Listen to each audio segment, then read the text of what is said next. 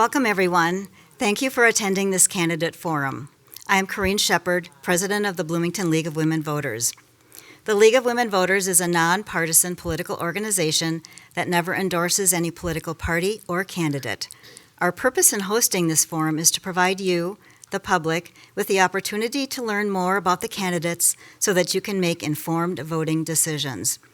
Your vote is your power, and it will result in your voice being heard.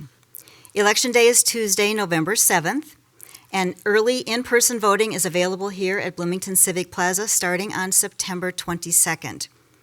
We hope that this forum, as well as the candidate videos which are posted on our website, as well as that of the city and being replayed on Bloomington TV, will provide you with information that you need to assist you in making your voting decision. Thank you, audience, for attending tonight's forum. And thank you, candidates, for the time and effort that you have dedicated to running for office and for participating in this forum tonight. In these days of political polarization, we in Bloomington can be proud of all our candidates for the efforts they make to run positive campaigns and for demonstrating the civility in this forum that is becoming of the office they seek and that reflects the attitudes and demeanor of our community as a whole. We ask that members of the audience not clap, cheer, or otherwise do anything that may disrupt the forum or the recording process. Thank you to the members of the League of Women Voters and especially the Voter Services Committee for planning this event. Thank you to the City of Bloomington for the use of council chambers. Thank you to Bloomington TV for recording and broadcasting this forum on Bloomington TV. This forum will also be posted for viewing online at the Bloomington League of Women Voters website, on the City of Bloomington website, and also on YouTube. This forum will be rebroadcast multiple times on Bloomington TV. Tonight, our moderator is Melissa Mussliner. Melissa is a highly skilled moderator who has moderated many league forums. She is currently a member of the Wayzata Plymouth League. She will now identify the rules of the forum and will introduce you to the candidates. Thank you.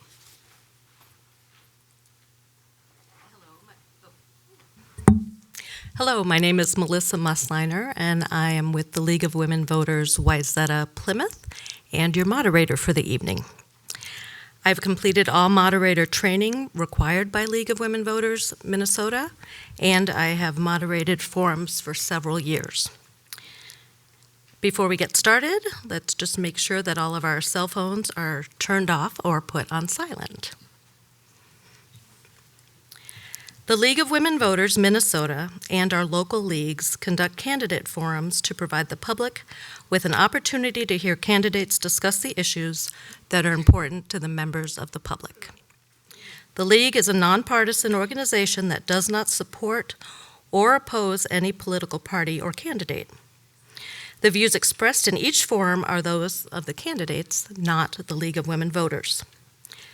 League of Women Voters Minnesota and our local leagues post complete, unedited recordings of the forums. Editing is authorized only for official media reporting.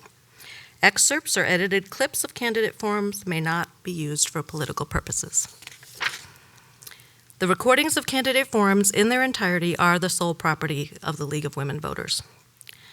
The purpose of this evening's forum is to hear the candidates for the Bloomington School Board, or Independent School District 271, discuss school and education issues that are important to residents of Bloomington.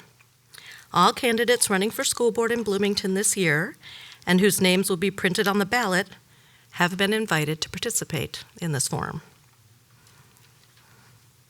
A copy of the rules was emailed to each candidate. Copies of the rules are also posted in the lobby adjacent to the space.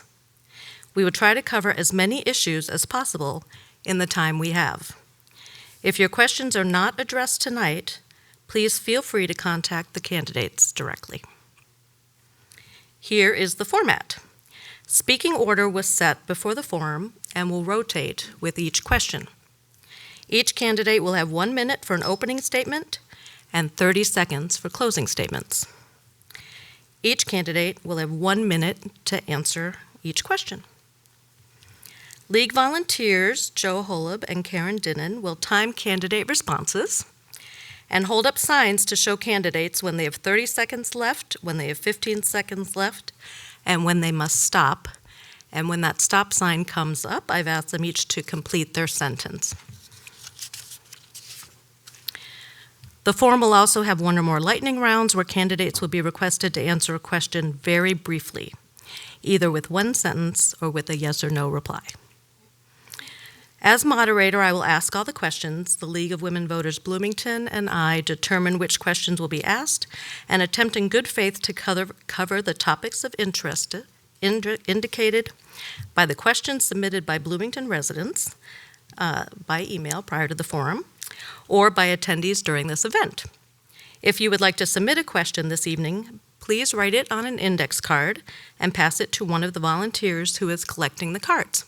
And you can see one over there and another one here. Serving as question facilitators today are Cynthia Jorgensen and Marilyn Kelly, members of the League of Women Voters Bloomington. All submitted questions become the property of the League of Women Voters Bloomington.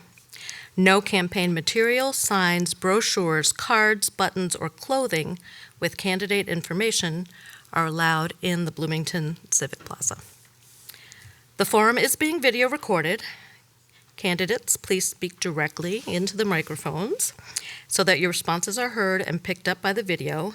And when you speak, please look at the audience and not at me. Here are the candidates. And I was prepared for 6 originally, so I need to just double check with you.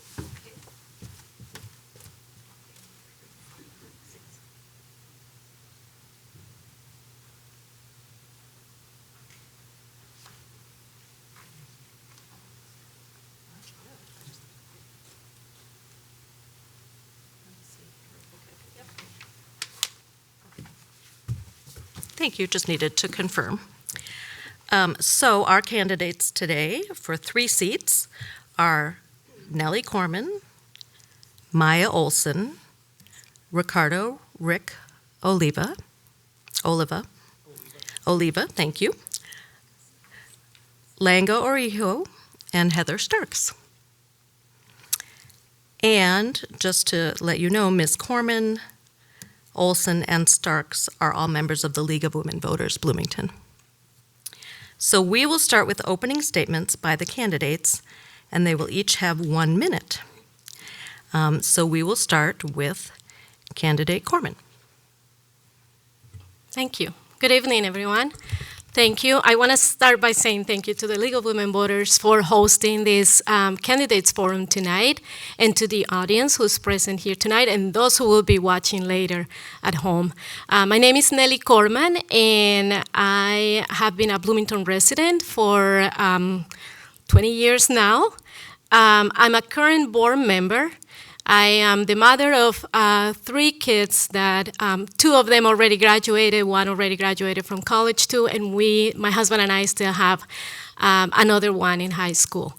I have a lot to say, but it's hard to say it all in 30 seconds. So I'm a teacher, and I have witnessed a lot of different changes in the last 12 years. So I'm seeking re-election because I think it is important to continue with the kind of experience that I have in the classroom and as a board member and as a member of the Bloomington community. Thank you. Candidate Oliva. Hello, I'm Rick Oliva. I was born and raised here in Bloomington, and my parents, when they were raising me, used to say, go to school, get a good education, and go out and be somebody. And I'll tell you what, I did get a good education. I went to Bloomington Public Schools. After that, I graduated I got my bachelor's degree in music from Berklee College of Music in Boston. I got a master's in music education from Boston University.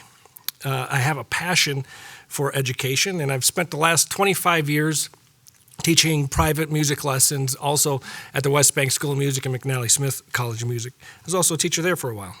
And while I haven't become an international superstar guitar player yet, still time, I've found a deep satisfaction and purpose in service to others, including previously serving on the school board.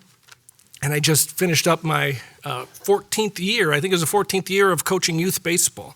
I've also served on some board committees prior to being on the school board, such as curriculum advisory and music education steering and the PBIS Steering committee. Sorry, I thought that was a 15-second one. Sorry. Thank you. Candidate Olson. Hi, thank you to the League of Women Voters for hosting this event. My name is Maya, and to help with the pronunciation, people are welcome to say Hiya Maya when they greet me. Thank you to the Bloomington voters for allowing me to serve these past 4 years. I attended Minneapolis Public Schools with a father who was a teacher, coach, and creator of the original adapted physical education program.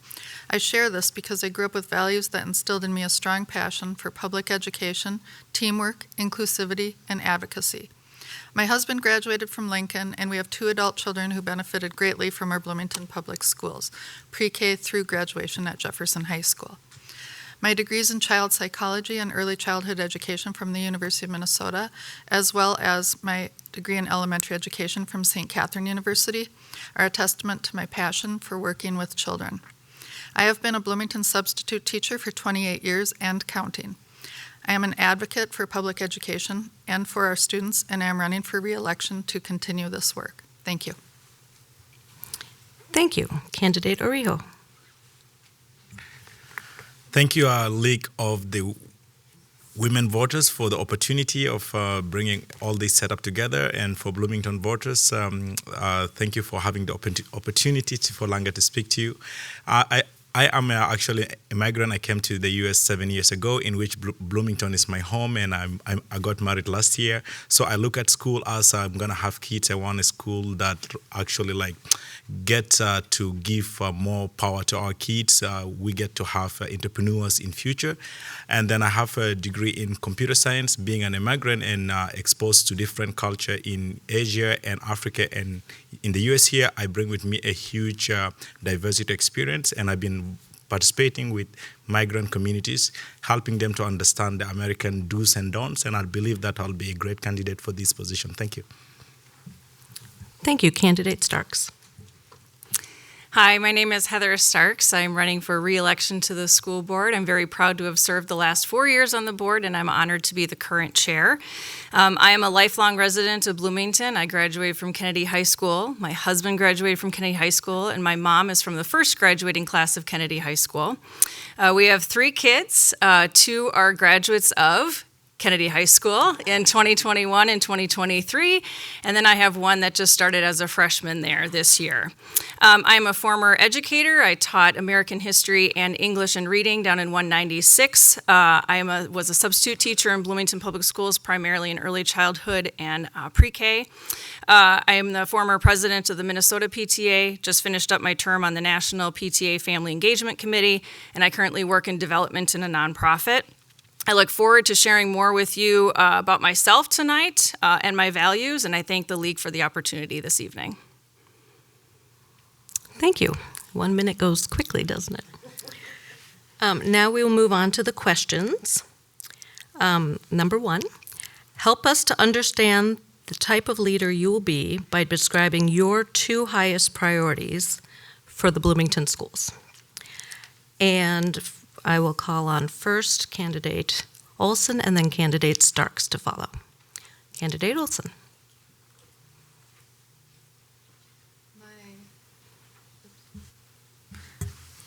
My highest priority is to help fund public education. I will continue to advocate for public education as a leader. I am on the legislative committee, and without fully funding our public schools, we will not be able to have all of the other things that I would like to see and that most of us would like to see, such as small class sizes and fair salaries or deserved salaries. The other thing that I have been a leader in is advocating for safety in our schools. As a legislative lead with gun safety groups, I have gone to the Capitol many times. And it's very important to me to keep our schools, communities safe. Thank you. Thank you. Candidate Starks, followed by Candidate Orijo. So my first priority is community engagement. One of the things that Bloomington Public Schools just embarked on was a strategic planning process where we brought in 90 members of the community. It was students, it was parents, it was community members without students in our district, it was teachers or staff members, business members, and they came together to create a strategic plan to help us identify our goals and our values for the next 3 to 5 years. So I want to make sure that we continue that work and continue to engage the community in the next couple of years. And then the other one is student voices. So we do have 2 non-voting student members on our school board. They serve on a superintendent's advisory council and making sure that when we're making decisions that affect students, that we're listening to their voices and their perspectives and allowing those student representatives to speak, but also to make sure that we're getting the perspectives of all of their fellow students. Thank you. Mr. Arijo, followed by candidate Corman. Thank you. So like for me, the first thing that I'll do as a leader is mostly like a focus on the actually education excellency. I noticed that like a lot of parents are preferring to take their school out of the government school, and I want them to have the trust back to the government schools. And number 2, I want to be the bridge that get to like a bridge between the students, family, and the schools, because that communication, I see it's more important when it comes to like education. And number 3, I want to ensure that like we have a safe environment in school where every kids are welcome from like wherever they are, and they are able to participate equally as their other colleagues. Thank you. Thank you. Candidate Corman, then candidate Oliva. Could I ask you to repeat the question, please? Of course. Help us understand the type of leader you will be by describing your 2 highest priorities for the Bloomington schools. Okay, thank you. Well, during the time that I have been in the school board, I have proven to be an effective leader. And one of the times, the toughest time was during the first couple of years of the pandemic, where I had the opportunity to be the chair. So I think during that time, I was able to prove that I was a leader that could help the school district to stay stable. So I like to maybe in the future continue to support the community, but most of all support our students and continue to advocate for funding, as I have been doing it until now, in academic achievement. We have the strategic plan now, a new one, so implementation of that plan is very important. So we'll continue to be the kind of leader that will support our families and students. Thank you. Candidate Oliva, please. So the number 1 priority in all things is students. Students first. That's become my campaign slogan this time around. Everything that we do, we have to make sure, we have to be thinking top of mind, how does this affect students? If we're going to cut funding, if we're going to raise funding, if we're going to have 5th grade band, if we're going to build a new stadium, whatever we're going to do, students first. That has to be the number 1 priority for the school board, is making sure that whatever we take into consideration how this impacts the student. So every time something comes to the board, we need to think, how is this going to affect students? The other part is funding. We have to make sure that we are good stewards of the resources that we have, and that we advocate with our local legislators at the state level to make sure that they aren't giving us unfunded mandates. I know that they just increased our funding, but then they also gave us more mandates that are going to cost us more money. We have to make sure that we balance those 2 things and are good stewards of our money. Thank you. Now we'll move on to the second question. What are the biggest fiscal challenges in our city school district, and what do you envision as the best ways to address them?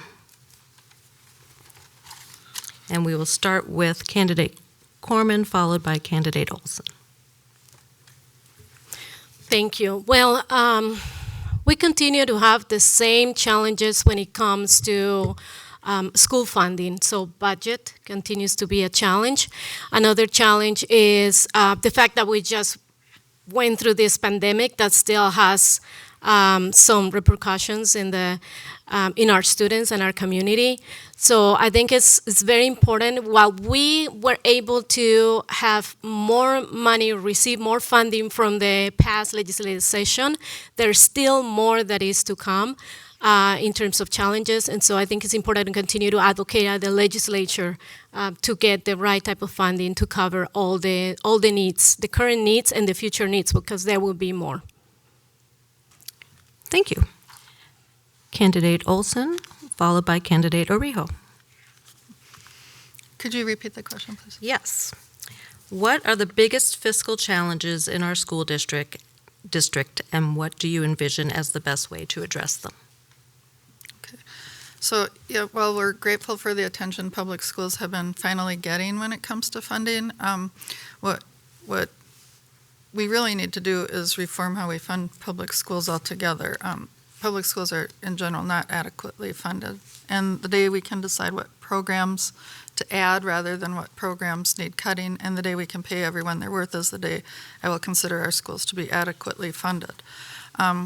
Right now, our budget decisions will be guided by our new strategic plan, so everything that we do, we will be needing to ensure that our resources are distributed equitably throughout the district, and all budget decisions will need to be made through this lens.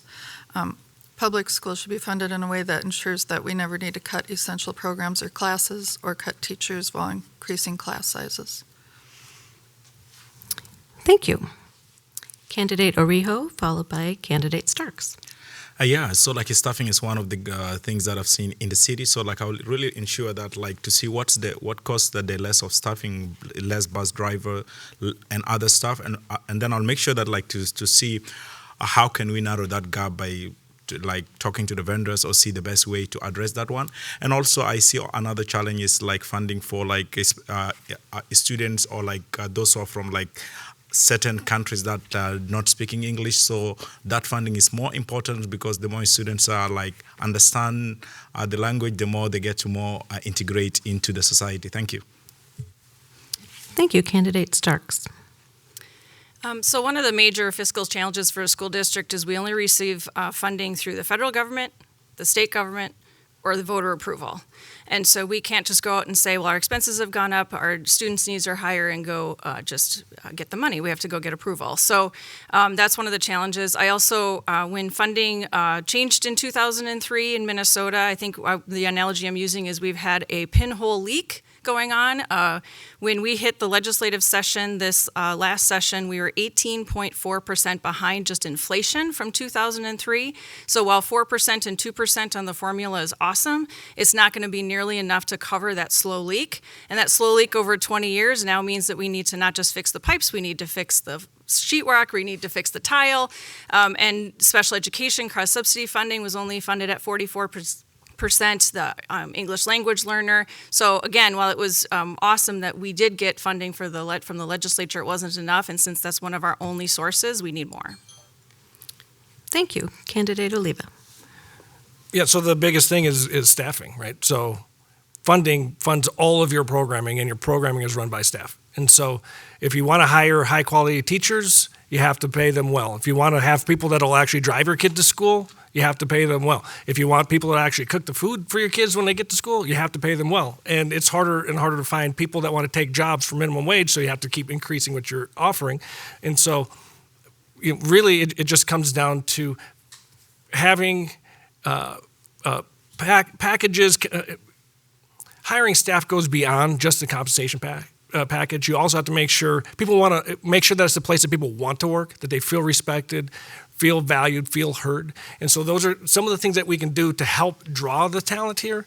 But yeah, it all comes down to getting adequate funding from the state, federal, and from the voters, and then putting together packages that look reasonable and being good stewards of our finances. Thank you. Now we move on to question 3. What is your position on having police resource officers in the school? And we will start with Candidate Oliva, followed by Candidate Orijo. I wish we didn't need them. I mean, that's just all there is to it. Wish we didn't need them. I wish that there wasn't issues with behavior that would rise to the level where you felt like the teacher or the school principal or the assistant principal or just the kids could just figure out themselves. I wish we didn't need them. And so I'm not sure if the question is how do we feel about just having them, or how do we feel about the new legislation that was passed that changes how they can interact with students. But since it just says having them, my answer is I wish we didn't need them. I feel like we do need them. I feel like they serve a purpose. My kids go to, that went to Jefferson, didn't have a problem with them. My nephew that went to Jefferson didn't have a problem with them. So I haven't had personal experiences, negative experiences with them. I would say that they need to be removed. And I know that there are concerns about this new legislation that's been passed. Thank you. Candidate Orijo. Is it okay to again say the question? Yes. What is your position on having police resource officers in the school?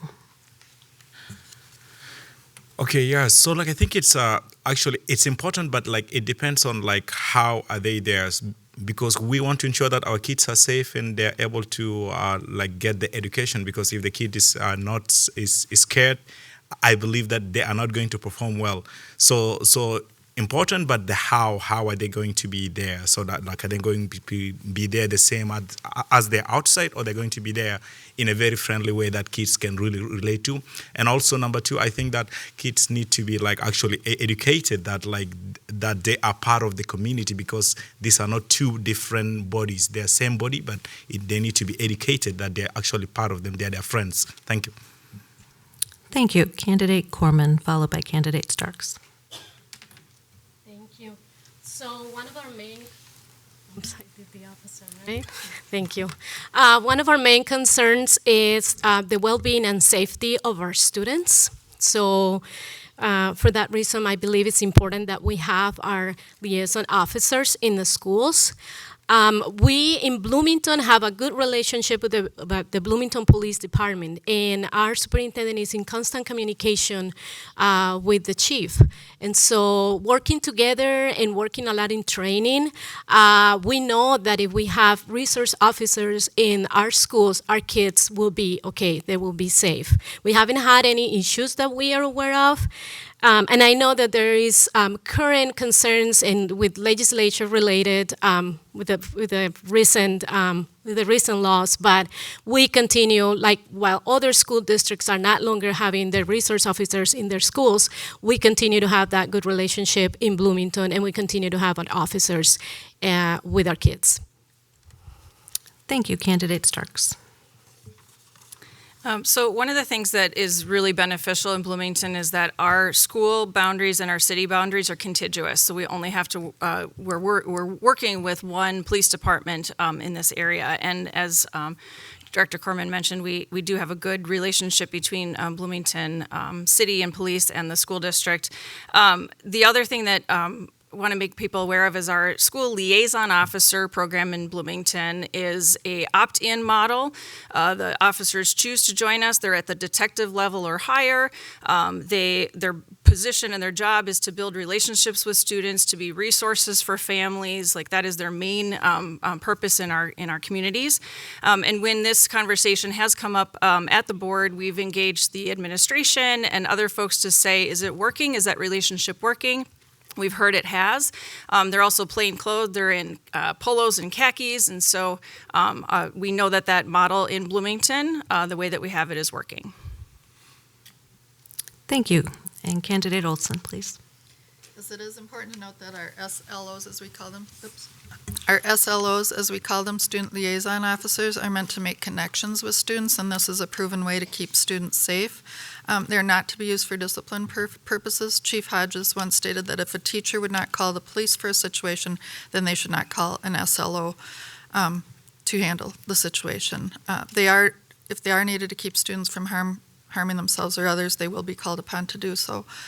As both Nellie and Heather stated, we have a very good relationship with our Bloomington Police Chief, our Superintendent, our School Safety Administrator, all have a very good working relationship, and they keep our school board well informed.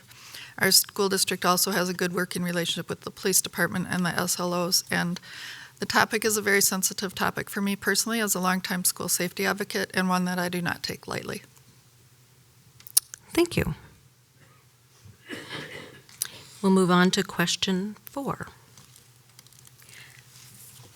How should decisions be made about the books available in school libraries, particularly those with content that is objectionable to some or groups of individuals? And we'll start with Mr. Orijo, followed by Mr. Oliva. Yeah, so like one of the things that I always like look at it that we are community. So like such a decision needs family need to be included, the school need to be included. So like everyone need to be part of that decision, because like that what translate us as community, and that what sees our progress as like people of Bloomington. So I see it's important to be a collective work, and also number two, like it's important also for us to like actually discuss what type of the books and how it involves into the life of the kids, and how it's really important for them to have them. Thank you. Thank you. Candidate Oliva, followed by Candidate Starks. This is a great question. Here's the thing. I actually wrote a book, and it was a children's book. It was about my dad's life.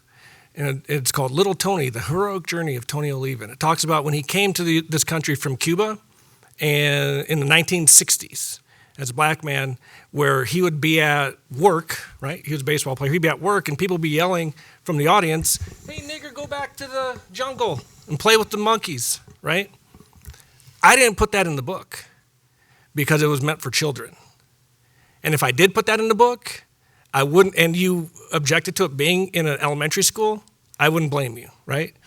And so I think it's important that we take a look at this and say, if there are subjects and language used that you couldn't say on network television or on the nightly news, then it's at least worth having a conversation if it should be an opt-in or restricted program where maybe juniors, seniors in high school can have access to it, but not in the lower grades.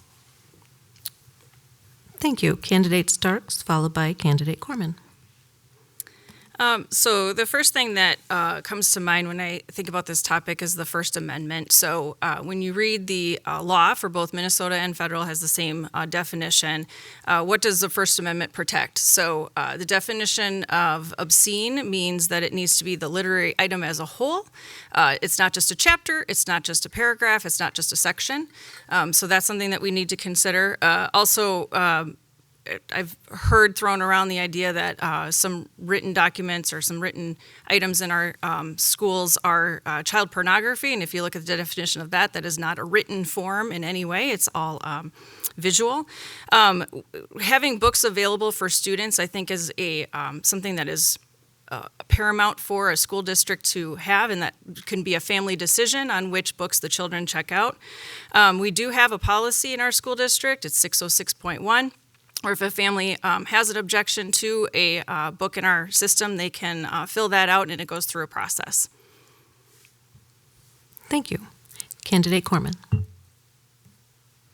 Thank you. I was just going to start as well with what Heather Starks commented on the First Amendment and the right of speech, right, and the right to be able to read a book. So we are a public institution, so we are also limited to what the federal law says and states on what the type of process that needs to be taken if there is any kind of removal of books.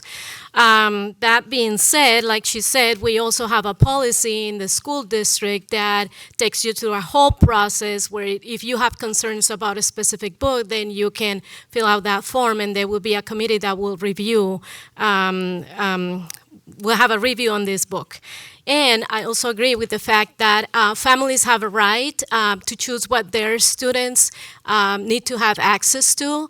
And as a person who loves to read and loves books, I think it's important that we know from the different perspectives and experiences that people have now and in the past.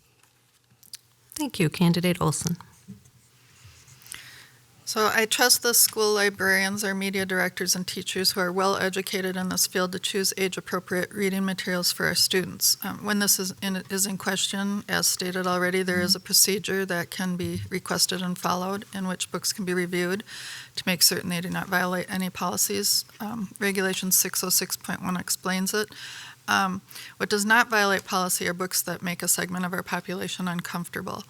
For we need to offer books in which all segments of our student population can see, understand, and feel acceptance for themselves. Many people here are aware of the book What to Expect When You're Expecting. That has helped countless women understand the changes their body is going through during pregnancy. This knowledge is power, helps lessen fear, and promotes safety as one learns what is normal and not normal. It eases the mind of someone who is going through so many changes hormonally, emotionally, and physically. Middle schoolers and high schoolers are also going through these changes.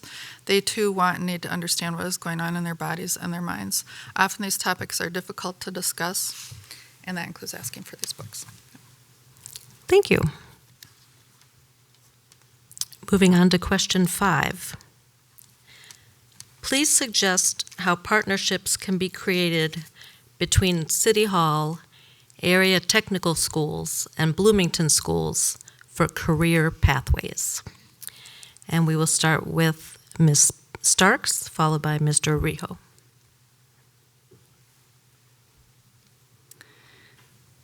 Just writing that down. Thank Sure. you.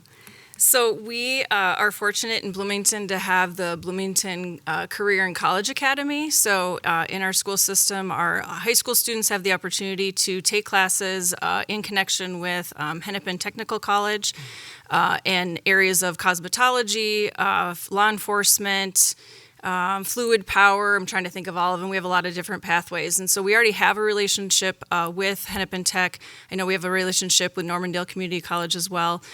City Hall had some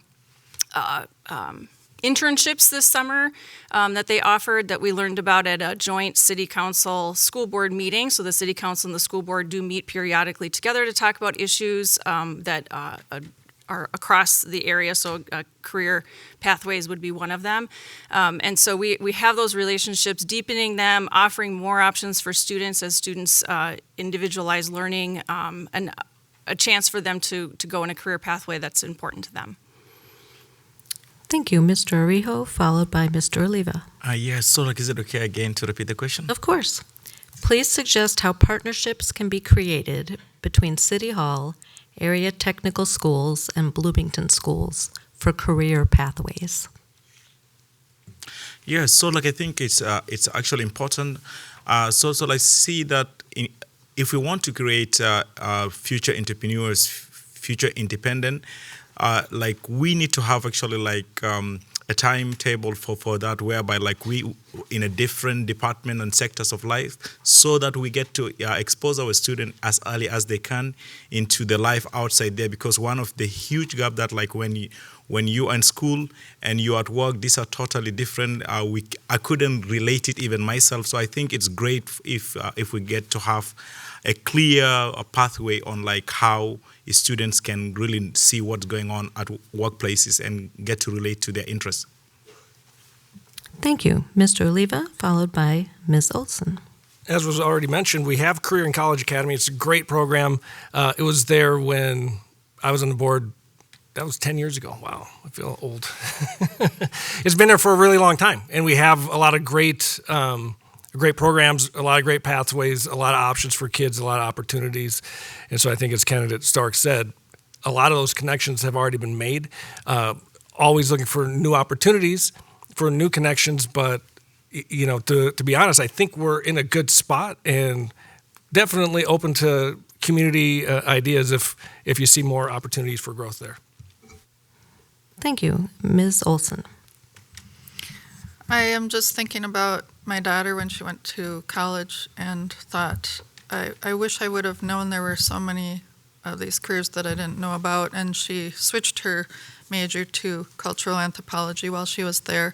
I think it's a wonderful idea for students to see what's out there, and we do have students that are that are working in areas such as hospitality in our city, and finding out if they like to do that.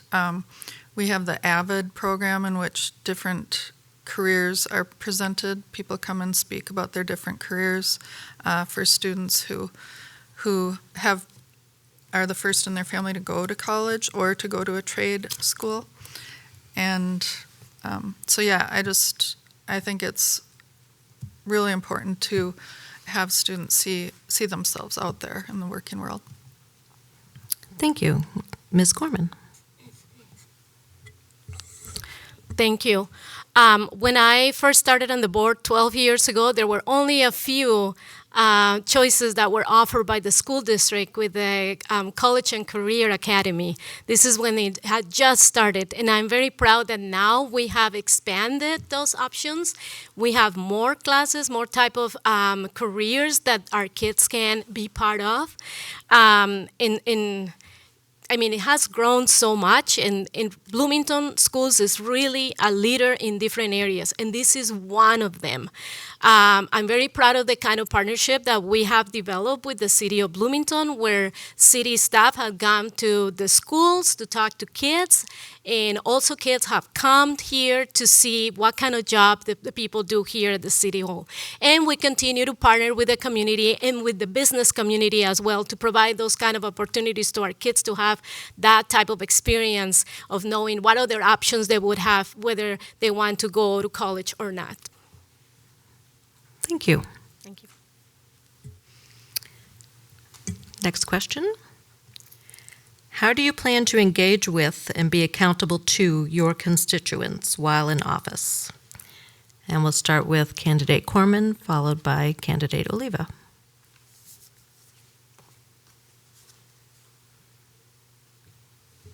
Thank you. I love this question. Oh my gosh. Community engagement is just so important. It's so important to really hear what it is that our community needs, what our community is thinking, and especially our school community, our kids, our parents. Engaging. There has been many different ways that I have engaged as the school board member, and that district has also engaged with the community. One of those ways is the different committees that we have that you as a resident, as a parent, as a member of this community can join and participate in the type of process that we have in the district for many different programs and even for advocacy, etc. So I plan on continue to support parent, student, school, community engagement, listening. Thank you. Mr. Oliva, followed by Ms. Olson. You know, when I was on the board before, one of the things that I notice is we have a lot of opportunities for people to engage if they want to, and they just don't. And so the question is, well, why don't they? And a lot of times it's because they didn't even know it's an option, right? And so when I got onto the District Curriculum Advisory Committee, it's like, hey, wait, we have a curriculum advisory committee? That's awesome. I found out because I was interested in school board, and then the principal at the school said, oh, hey, the PTA, we sent someone from our school to the curriculum committee, and we don't have anybody. You want to do it? And I said, yeah, sure, that's great. So I think the big thing is making sure that members of the community know about these, and not just the people that have kids in school. So I had kids in school, so that's how I found out about it. But people in a greater community also have input, and they have history, and they have experience in these areas. And so, yeah, everything from curriculum, and there's steering committees, and there's early childhood, and there's community ed, and there's a lot of committees that you can be a part of. And so I think we just have to do a better job of informing the public of what all of them are. Thank you. Ms. Olson? Yeah, so I'm happy to say that some of our committees are really growing. I'm on the Early Childhood Family Committee Council, and they have done a fabulous job growing the community, and that's with new parents who are just coming into our district or having a first child. And we also have changed the Parent-Teacher Association group council to be more inclusive. We're turning it into a hybrid meeting. The parent-teacher, it's now called Parents and Family Advocacy Council, and we are offering hybrid meetings so that parents can come join in person, or they can join via online to make it more equitable. Thank you. Mr. Orijo? So like I've started by trust, and trust is like one of the most important things for human being to deal with one another. So like I want mostly to get engaged with the communities to trust, to get the trust back to send their kids to government school, because it's more crucial, because most of the parents don't have a time like to to know who is their like school board member and what they do and who they are. So I think I will be engaging with them. It's more important. Social media, in person, talking to them and see what's that. And I believe that will narrow the gap and will improve the education in our district. Thank you. Ms. Starks. I think there's two ways I want to answer this. One is from the personal school board lens. So you will often see school board members out in the wild. We are often at football games, we're at arts programs, we're very engaging in the community. And I think that's one of the places where I have some of the best conversations with folks because it's non-threatening. It's just the two, we're just at a football game.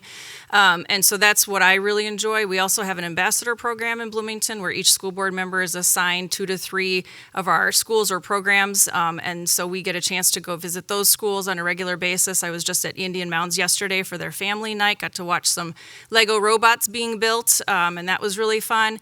And then as a district, a lot of the options have already been suggested here, but one thing as a district that I know we value is making sure that all of our communications with families are translated, that we offer interpreters. So an example, last night at Indian Mounds, they had a reading time at 6 that was in English and at 6:30 that was in Spanish, and that's important too. Thank you. Next question. What experience do you bring to help Bloomington Public Schools move forward to help all students succeed and make progress? And we'll start with candidate Starks, followed by candidate Orijo. Can you repeat the question? Yes, it was a little long. What experience do you bring to help Bloomington Public Schools move forward to help all students succeed and make progress? Okay, so as I mentioned in my introduction, I have a lot of different lenses that I have as a sitting school board member. So if you remember, I said I was a student in this district, so I have that lens. I'm a parent of 3 students that have gone through the school system here. I've got the freshmen still at Kennedy, and I've had children in gifted and talented programming. I've had children with 504s. I've had children with IEPs. I've had children that absolutely rocked it during the pandemic. I've had children that did not. And so I just have a lot of varying experiences as a student and as a parent, and then I also was an educator, so I have that lens too. I think to help make sure that all of our students succeed, a key piece of that is making them feel understood and valued for who they are and what they bring to our schools, making sure that they have supportive adults in the buildings, making sure that their peer groups are awesome, that they've got after-school activities to be a part of, and all of that really helps them succeed both in academics and in life. Thank you. Mr. Orijo. Yeah, so I bring with me experience of working as a board member back in Sudan, whereby we actually built school literally from scratch until our school is leading up to now for 3 years. So that experience is more important. I like to bring it here to help our students actually improve in their grade, and also happen to be in 3 continents. It's amazing experience meeting different people that different than me in belief system, religion. I think that's way important actually to bring it on board. And also being in the US for 7 years and being involved on helping communities integrate to American society, that is also amazing, bringing it as an experience on table. Thank you. Thank you. Ms. Olson, followed by Mr. Oliva. So ensuring that every student has what they need to feel safe, secure, supported, and successful is our job. It's what we should want for every child, the opportunity to achieve their future goals as our job as a school board in the public school system. We need to advocate for equity in education, and we need to, I know we go back to this a lot, but we are implementing a new strategic plan, and so every decision we make, this guides our decisions, and we're very excited to witness the implementation of that. But it makes sure that our resources are divided equitably so that we can give every child the opportunity to succeed. Mr. Oliva. So it's an interesting question. And so I look at it from a few different ways. I was a student here. I have kids that go to school here. As candidate Starks had mentioned, I had one that did awesome in the pandemic, one that not so much, did not care for that at-home learning. And so I've seen it from multiple different points of view. What I've also done, though, is as a leader, I was on a school board before. And one of the things that I really advocated for is student voice and finding pathways for students to succeed and differentiated in education and opportunities where they could. Allow the students to soar with their strengths while we lift up where they are struggling. See Director Bennett in the back. He and I, back in the olden days, we're the ones that got the student leaders on the school board meetings. We fought for that for 2 years and finally created that pathway for students to find success. So I believe I have a lot of experience from multiple sides of it, but also experience helping kids find their way through these schools. Thank you. Ms. Corman. Thank you. Besides being a parent for about 20 years of Bloomington students, I have also have experience in the school board for 12 years now, and I have witnessed the different changes as I mentioned before, and I have also witnessed the impact of the pandemic in education. I'm also an educator. I teach in St. Louis Park High School, so as a teacher, I see the struggles and the challenges that we have in education and that our students face and what their needs are every day. I'm also an immigrant myself, and with the amount of people that continue to come into our country because of the different situations they're facing in their own countries, and with new students that we have, I have a good understanding of what it means to be a new family in this country. And I also educate myself. So I'm currently attending graduate school, so I'm in the doctoral program of educational leadership and learning, and so I continue to, that's the stuff. Thank you. Thank you. Next question. How do you believe the district should address race and race-related history? And we'll start with candidate Olson and then candidate Starks. Can you repeat that, please? Yes. How do you believe the district should address race and race-related history? Well, we definitely need to be honest about our history because we aren't educating our students if we aren't being honest. So, and we need to, our district has extensive and continuing cultural competency training for all staff, including the school board, which helps with that. And we just need to make sure that all students feel welcome and, again, safe and supported, and so that they can be successful, and that means every single student in our building.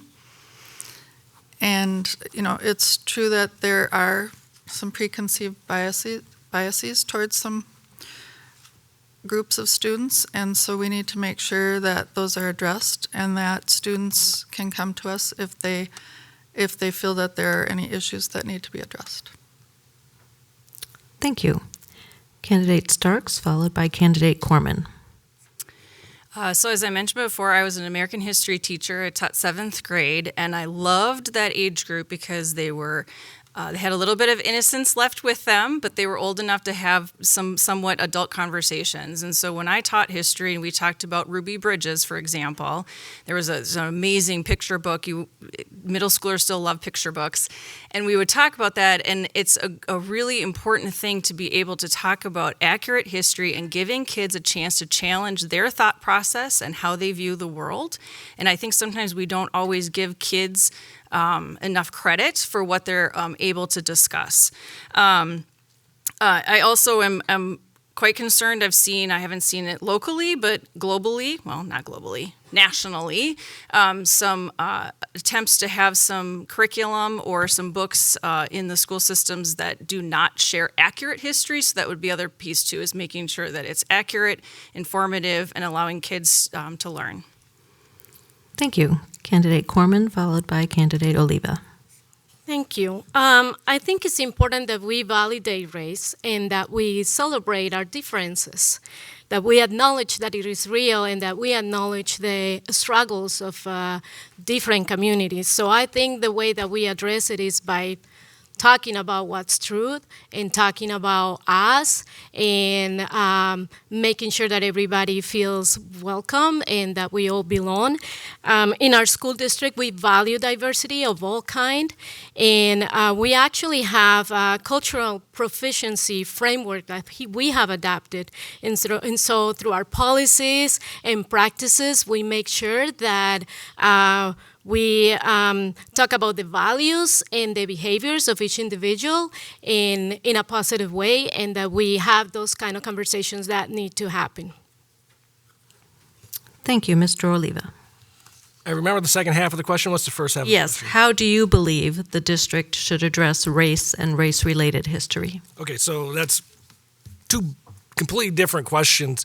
So race-related history, the first thing we need to do is we need to acknowledge that, like, 500 years ago, everybody was a jerk, right? So we need to approach history from multiple different angles. White people own black people own black people sold black people, Indian people own black people, there's indentured servants, right? Like, this existed. A lot of people died, so that way that wouldn't be the case anymore. And so every single way that we can look at that and every single angle we can take, we should. Right? We should analyze that from every angle, so that way we can have a well-rounded, well-rounded perspective on the topic.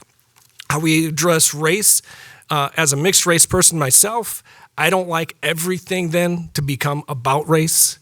I don't like all of the metrics to be how do white people compare against brown people, how do Asians compare against Hispanics, how do, because I feel like it pits us all against each other, and we need to stop doing that. Thank you. Mr. Arijo. Yeah, so like the issue of race, I really get to discover that I'm black in the US. So what I'm trying to say here is we should not have that mindset of victim whereby we lament into one thing that this group is always a victim, because if you get to have that mindset, you are not getting the best out of them. And it will continue to be a subject and can be used in all aspects. I want the issue of race to just be handled as race itself, not taken out of content, whereby we can all compete and then challenge one another, because a challenge has become a big fear for certain race to point to the other race just for simple human thing that you did wrong to me. I can't talk to you because you're black or you're so. Thank you. Thank you. Next question. Do you accept donations from lobbyists or special interest groups, and if so, why? And we'll start with candidate Oliva. Me? I don't think so. All of my donations have been from personal checking accounts. So as far as I know, I don't think any of them are actually a lobbyist group or special interest group. So if they are, sorry, it'll be on my campaign report, I guess. We will move on to candidate Orijo and then candidate Starks. I love donation. but it's really important that we get a donation from not from a lobby, because I'm standing for students, so I really don't want any lobby to pass the agenda through me. So I would rather not take the donation than attend to those who just donate for what Langer can achieve, not what I can tell Langer to do. Yeah, so I will be happy to get donation from for individuals or just people who just like my ideas and my philosophy. Thank you. Thank you. Candidate Starks. So one of the promises that I made to myself and to my campaign back in 2019 was that I would only take donations from individuals, and I stuck to that. And I have that same philosophy this time around. So I only have donations from individuals, and in fact, I did the math this afternoon. 83% of them are from Bloomington residents. 17% include my aunt who lives in Egan. And so I think it's, for me, that's my value. I don't hold it against anyone else that does take money from other groups, but that is something that I really valued in 2019 and I've stuck to in 2023. Thank you, candidate Olson. So up until now I have only received donations from grassroots supporters. However, I have received support from the BFT and the BFP, the Bloomington Federation of Teachers and the Bloomington Federation of Paraprofessionals, and they do intend to help. This is very meaningful to me. I work with members of the unions. My colleague Nellie is a member of the union. My father was a union member as a teacher, and my grandfather was a union member as well, both as a musician and a newspaper printer. My grandfather marched for workers' rights and worked hard to help get the Social Security Act passed, which my grandmother coincidentally ended up relying on as a single mom when he died unexpectedly at age 36. It was made very clear that we are not beholden to them for endorsing us. They endorsed us because we support unions and their right to negotiate salaries and working conditions. It is what makes working for a public school stand out from some others. Thank you. And Candidate Corman. Thank you. So if we talk about donations or gifts as a board member, there is a law that says that I cannot accept gifts that are over $5. Now, as an individual in a campaign time, I have so far received donations or contributions only from individuals. Now, I would accept any type of contribution from individuals or organizations that reflect my values. Thank you. I will do a lightning round. So this is just a yes or no question. And I'll just go down the line this way. So I'm throwing it in here. Do you support voucher programs that allow parents to use public funds to send their children to private schools? And we'll start with Candidate Corbin. Completely no. Candidate Oliva? As a general rule of thumb, I do not support that. I have a daughter in private school, and I don't think that you should have to pay for it. Candidate Olson? No. Candidate Orijo? No. And Candidate Starks? No. Thank you. Thank you. We'll move on to the next question and have back to our 1-minute answer time. What is your strategy for continuing to attract and retain high-quality teachers for Bloomington schools? And we'll start with Candidate Corman.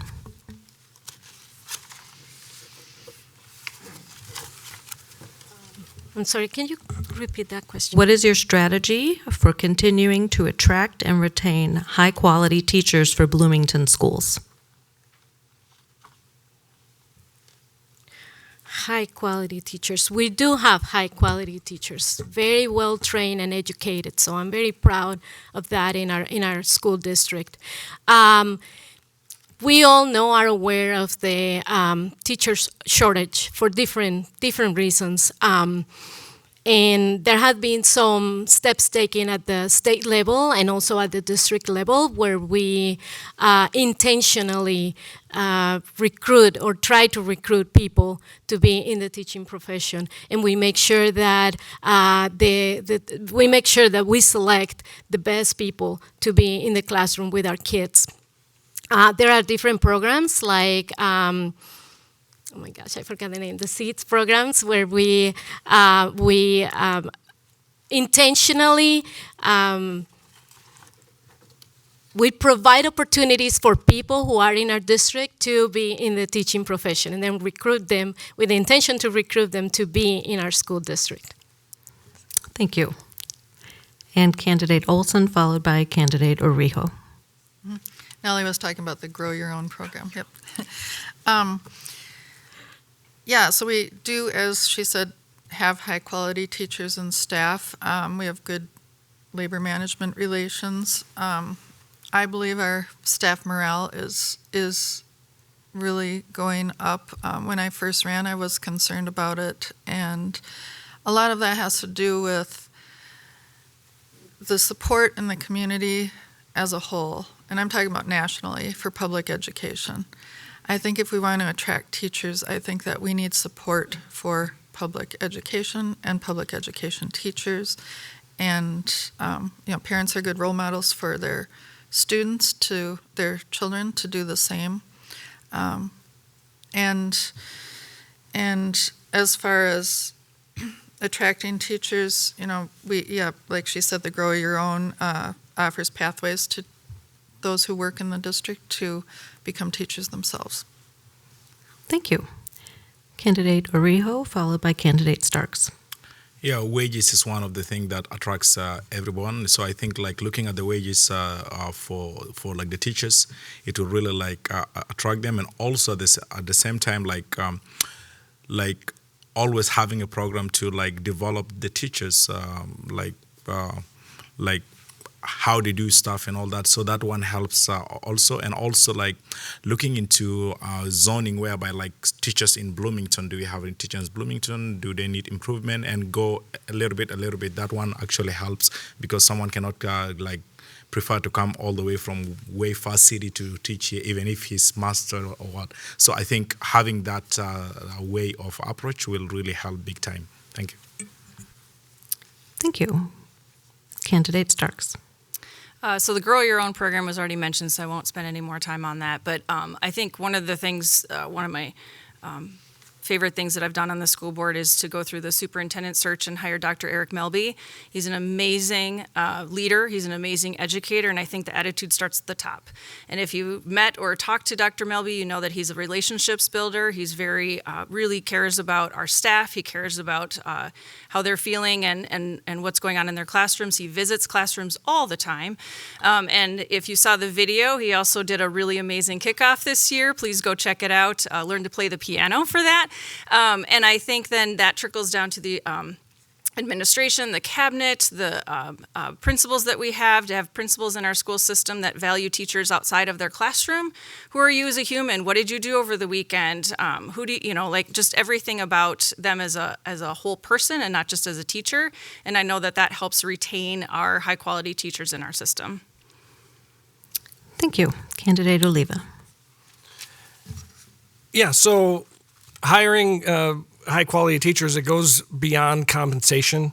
They have to feel respected, valued, heard, supported, and that can mean a lot of different things. And I have about 40 seconds left, so I'll just give you a few examples. Like for instance, I remember I had a boss once. I was trying to do something innovative in my classroom. All the teachers or all the students were on board. They loved it. My boss was like, "No, we're not doing that. That's not how we do it here." I'm like, well, I don't really feel good about that, right? We want to make sure that if teachers do have good ideas and they want to try something new and they're excited about it, that we give them opportunities to do that. When I had my own music school, here's an example. If I'd have disagreements between students and teachers, well, I wouldn't just take the student side. I wouldn't just take the teacher side. I would try to make sure that both sides were heard and that they both got what they needed to walk away from it happy, right? And so those are the types of things that we have to do because people, yeah, money is great, but at some point you say, you aren't paying me enough to put up with this. Thank you. Next question. If elected or re-elected, where do you believe that you need to focus your in-service learning? And we'll start with Mr. Oliva. If I am elected, where do I have to focus my in-service learning? So it's been a while since I've been on the board. So I for sure will have to get up to speed on, okay, what's new? What's the new legislation? What are the new requirements? What are new policies that are happening? You know, I've been watching the board meetings, but I don't get everything. I don't retain everything that's happened. So I just need to make sure that I get up to speed with the current dynamic of the board, the current dynamic of the district, new policies, if there's anything new in terms of, I know they've done a lot of board development and staff training over the past couple of years. So I need to get up to speed on a lot of those types of things. Thank you. Mr. Orijo. Yeah, so like first getting to know the colleagues, because that's how we get to work together for like better like school, and also update myself on like what is there and what need to be done and all that, and personally like get to develop myself into certain points that need for school. So I think that one, it will be important, like if it's a training or education or some short courses, that one is also important. Thank you. Thank you. Candidate Corman. Thank you. Well, I'm already on the school board, so with the experience that I have, I will continue to be part of the very productive professional development that we have had the opportunity to be part of in the last years. That continuity and focusing on that work that we've been doing as a team, we have a very good team of a school board, and continuing to support our superintendent, especially in the implementation of the strategic plan, and making sure that the vision and the mission and the vision that we have established for that plan takes place. So empowering and equip each learner to succeed in a rapidly changing world. Thank you. Thank you. Candidate Starks. So I think that I really enjoy learning. I mean, I think every teacher just inherently enjoys learning, but I go to every MSBA training I possibly can. There's an AMSD conference coming up in November. It's going to focus on student learning and AI, which will be really interesting. I took a policy class on state education policy before I ran in 2019, and then when I was elected, I took a national policy class. So that was really great to get out of the Minnesota bubble and learn more about state policy across the country. One of the things about the MSBA training this year is we had a full morning on the READ Act. That was a new legislation, so taking the time to learn about legislation and how that's going to impact our school district. And then there's other things, so it's like learning content, like, okay, what's the READ Act? But then there's also things like the professional development and how do we work together as a team at the board, or some in-services on how to engage with the community. So finding all of those different ways is something I really enjoy doing. Thank you. Candidate Olson. Yes, as educators, we have all proven ourselves to be eager learners. Heather, Nellie, and I each were recognized at the Minnesota State School Board Association for taking 100 hours of class within 2 years. And so, that is something that we all enjoy doing, and we have so much to learn, and I could learn public speaking skills. I need to work on that personally. But I look forward to learning how we can best continue to support our teachers and our students, especially if we do need to make budget cuts. Thank you. Next question. What is your position on transgender students using bathrooms or being on athletic teams that are opposite to their biological gender? And we will start with Candidate Starks, followed by Candidate Orijo.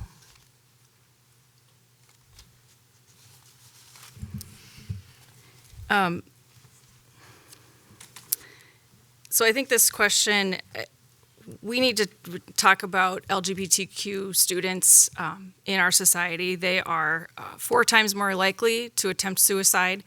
That is even higher for BIPOC youth and transgender youth. They have lower rates when they have access to LGBTQ affirming spaces. If they have safe spaces in school, 55% of students, LGBTQ, have affirming school spaces and home spaces. And I think that when we talk about transgender and bathrooms, we're not valuing those students as humans. And we just need to talk about these children as humans. And not try to make them a political pawn.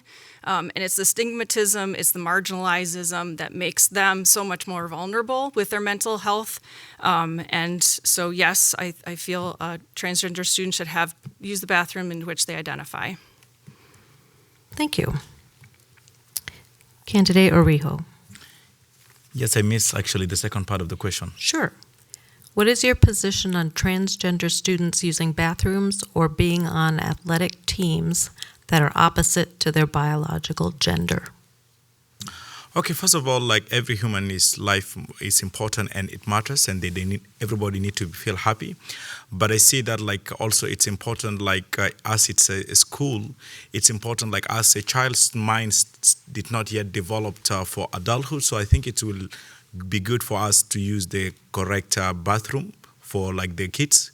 Yeah, so that because they're still young, and then when they get to grow, I believe they have all the ultimate choice to choose the choice that they want. Thank you.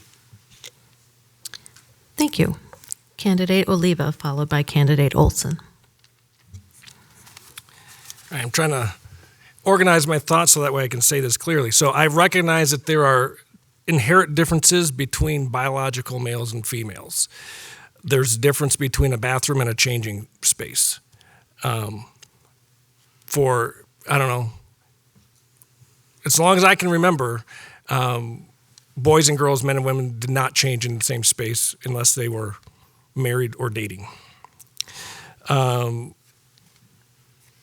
makes sense to have separate sports teams where it makes sense. It makes sense to have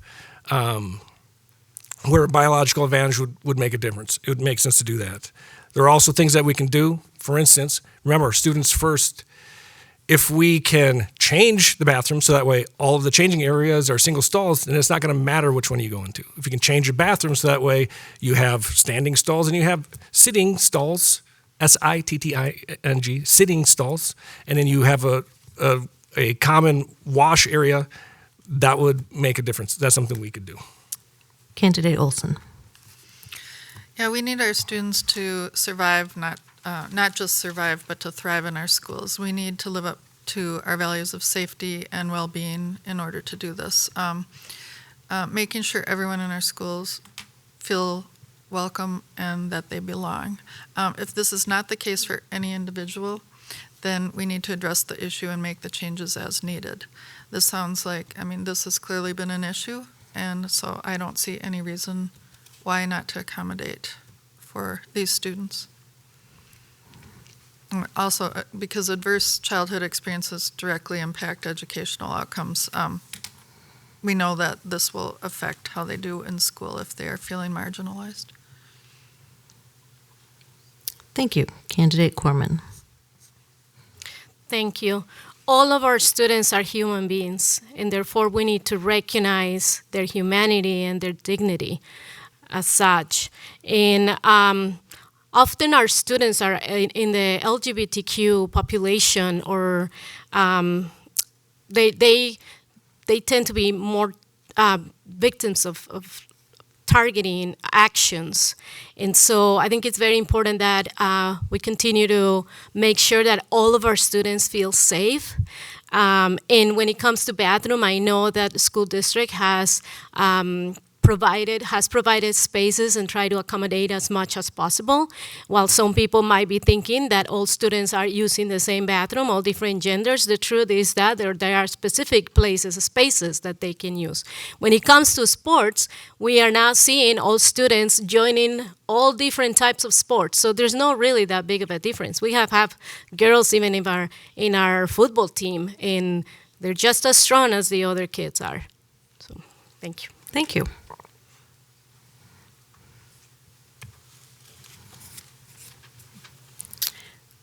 Next question. By what process do you believe that controversies regarding curriculum or curriculum resources should be resolved? And we'll start with Candidate Olson.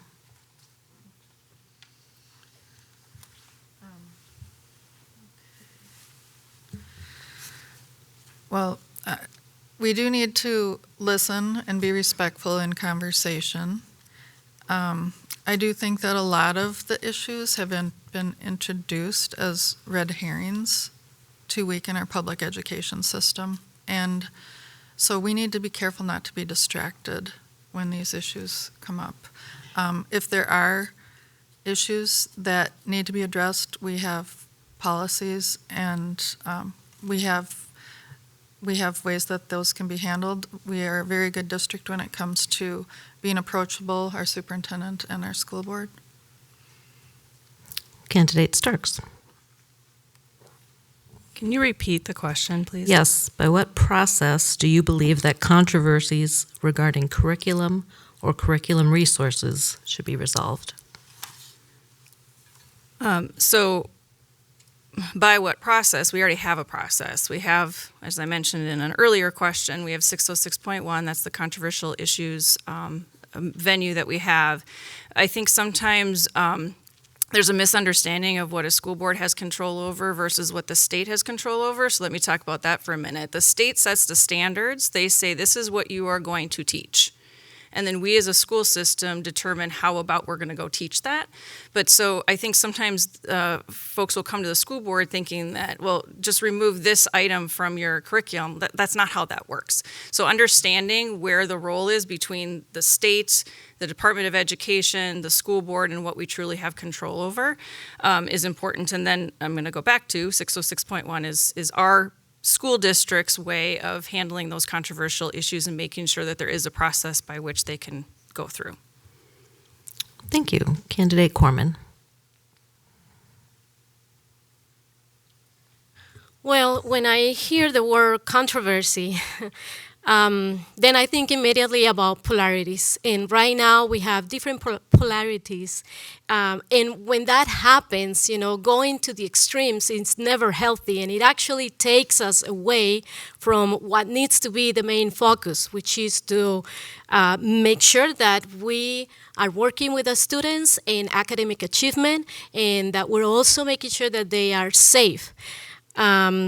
So the systems have already been put in place. So I think one way would be to participate if anybody is really concerned about our curriculum. There are different options where people can bring their voices. There are committees, there are processes. So if you're really interested in learning more about the different type of process that we have and the different committees, you can always reach out to the school district. Thank you. Candidate Oliva. Controversy is great. And so we shouldn't remove things just because they're controversial. And I think the policy actually states that we won't remove things just because they're controversial. What we need to do is make sure that we balance it with the opposite opinion. And I think the policy also says that that's what we have to do. So my last read of the policies, and I know they go through them every couple of years, my last read of the policy was, we're not removing things just because they're controversial, but we will provide the opposite controversy or opposite opinion, right? So if you find something that's controversial, fill out the form, make sure that you also have the opposing view, right? So that's the first thing. But I think what is more important is not what's controversial, what's appropriate, right? And so that 606.1 also addresses that. I've been on a committee before where a book was deemed inappropriate, or someone questioned whether it was appropriate for elementary school. I went through the process. They asked me as a parent representative to read the book, give me their feedback, and I was like, you might want to put this in middle school, not in the second grade. Thank you. And Candidate Orijo. Yes, I think it is healthy to have actually the conversation, especially with those we did not agree or with views that are totally different than our view, because it brings different perspective in the curriculum rather than preferring one sound than the other. So that one is important, and then also the process that is there. I believe it's good that each and every step in the process is well understood and then well digested when we are raising those differences. Thank you. Thank you. Well, those are all the questions we have time for right now, so we will move into closing remarks for 30 seconds each, and we will start with Candidate Starks. So I'm going to start the same way I started in 2019. Campaigns are crazy things.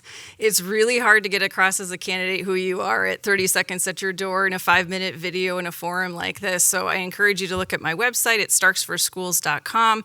I'm more than happy to answer questions from folks too, but I've fully enjoyed my time on the board. I'm very honored that I'm able to sit on the board for the last 4 years, and I would really appreciate your vote on or before November 7th. Thank you. Candidate Orijo. So like as in my first time like running, I agree with you. It's way crazy. But like so like I invite you guys all like just to have a conversation, like have a page on Facebook and website, but mostly like I like interaction on like my Facebook, because I get to hear you get to hear me, and especially those who disagree with me big time. I love you guys all, so come to me and talk to me. Thank you, Candidate Olson. Okay, so just as I have invested my service to the Bloomington School Board, Bloomington has made an investment in me as a first-time school board member.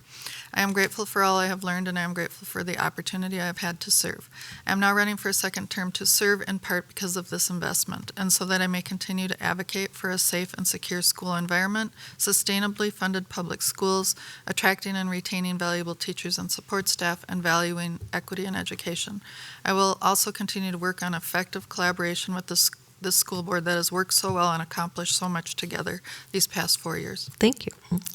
Candidate Oliva. I'd like to thank the League of Women Voters for having this forum, and for the other candidates and the sitting school board members for your service to the district. While we might not agree on everything, it takes a lot to go out and put yourself out there and do what you think is best for the district.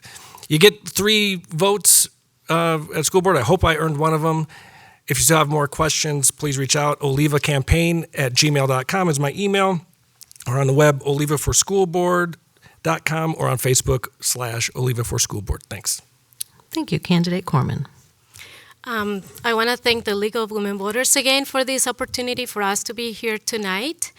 And, well, what can I say? I bring experience, I bring my passion for education, for community service, my experience as a board member and as an educator and parent.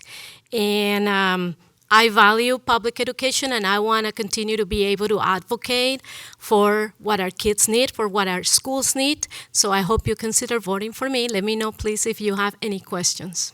Thank you. Thank you.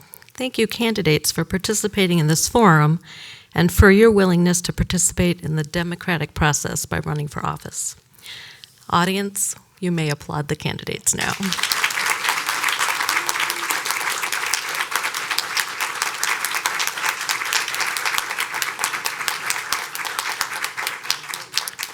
Thank you to the City of Bloomington for technical expertise and the use of the council chambers. Thank you to the League of Women Voters Bloomington and to the Bloomington Parents and Families Advisory Council for sponsoring this forum. Thank you to this evening's volunteers. This forum has been video recorded in its entirety and can be viewed unedited on YouTube. Links will be posted on the City of Bloomington website and on the LWVB website. It will also be rebroadcast on Bloomington Cable TV until Election Day. Thank you to future online and cable audiences.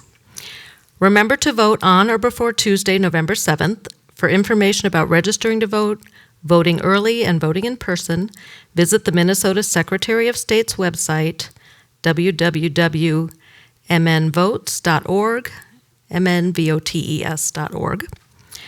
You are invited to visit informally with the candidates and league members immediately following this forum. This concludes tonight's forum. Thank you.